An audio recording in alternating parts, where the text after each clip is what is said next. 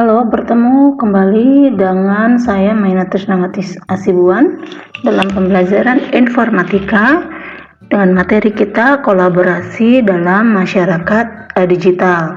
Kali ini kita akan membahas materi yang baru dengan tujuan pembelajaran memahami pengertian kolaborasi dalam masyarakat digital, memahami jenis-jenis kolaborasi, dan memahami manfaat kolaborasi dalam dunia pendidikan.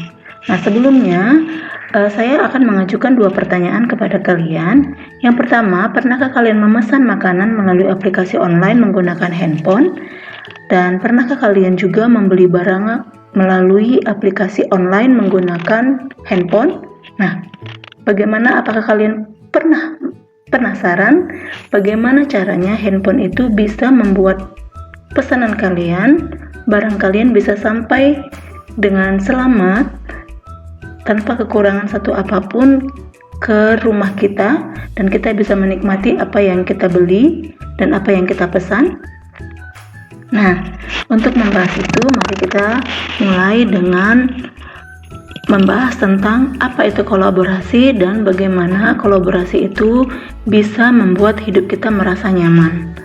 Nah, kolaborasi dapat didefinisikan sebagai kerjasama yang dilakukan oleh dua atau lebih pihak untuk mencapai tujuan bersama. Ingat ya, kuncinya di sini adalah kerjasama dan mencapai tujuan bersama.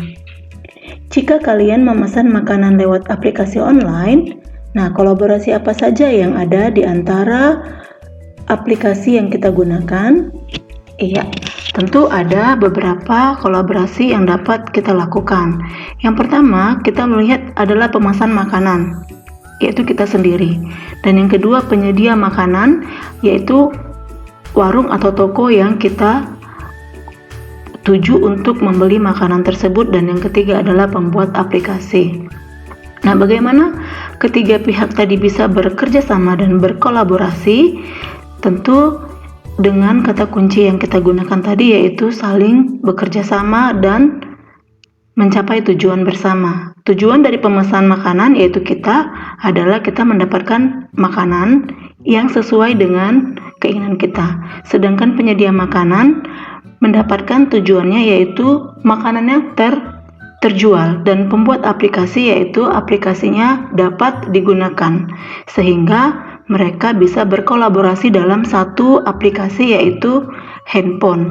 Inilah yang menjadi alat untuk mereka berkolaborasi.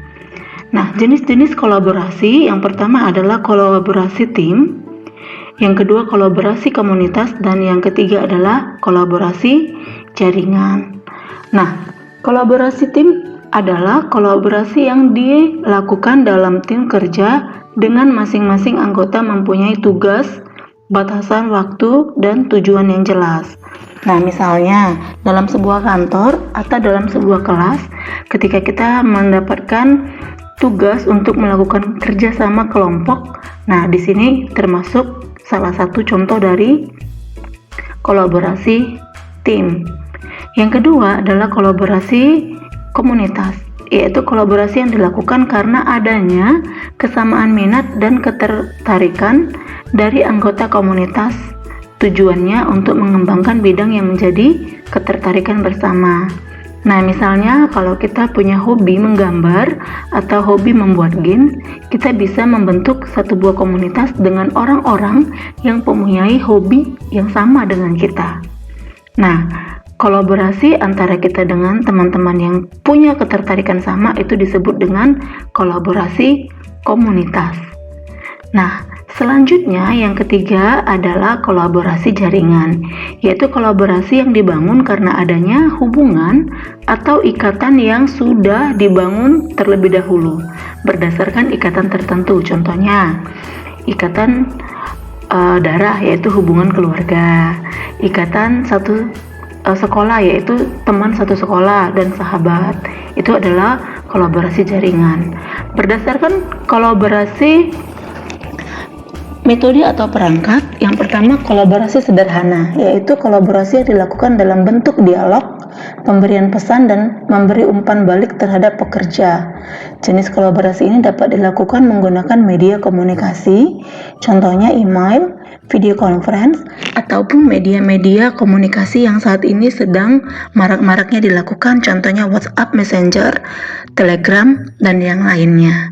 Yang kedua adalah kolaborasi dokumen, yaitu kolaborasi yang dilakukan untuk menghasilkan dokumen yang menjadi hasil dari kerjasama yang dilakukan. Contoh, ketika kamu bekerja sama dengan berkolaborasi temanmu untuk menyelesaikan laporan praktek informatika.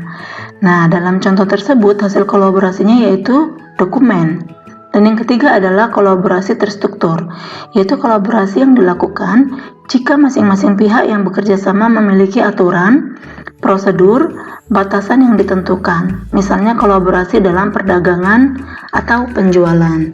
Jika seorang penjual atau pedagang sudah bisa mencapai hasil yang ditujunya, maka ia akan mendapatkan reward dan hadiah atau bonus dan sebagainya. Nah, ini adalah salah satu contoh dari kolaborasi terstruktur. Nah, baiklah, sampai di sini pertemuan kita. Mari kita berdiskusi di Google Classroom untuk membahas lebih lanjut tentang kolaborasi di masyarakat digital pada saat ini. Terima kasih.